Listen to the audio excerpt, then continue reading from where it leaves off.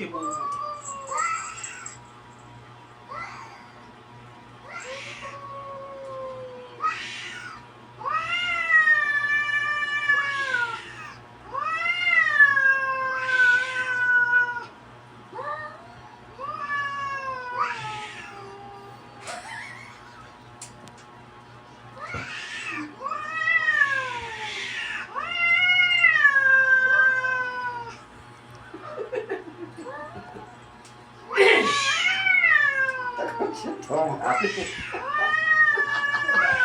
Nag-aaway ka, takot ka naman pala eh.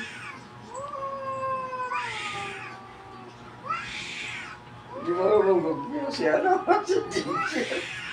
Sa dito ang hoses. Hoy, Ginger, tama na yan. Kawawa naman si Thomas. Malaki ka eh. Yung mong buntot ni Ginger, oh. Galit talaga.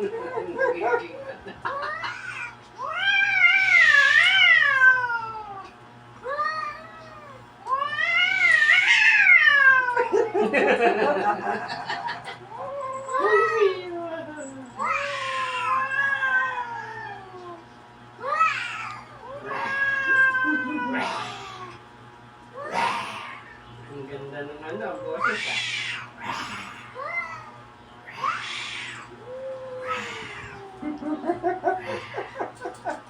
Ang ganda ng boses. Galit si Ginger dyan kasi laging ano si Thomas, nagkakalat. Sa sahig. Na naman kaya. Tingnan mo, pag nakikita ni Ginger si Ulong ano, inaano niya din.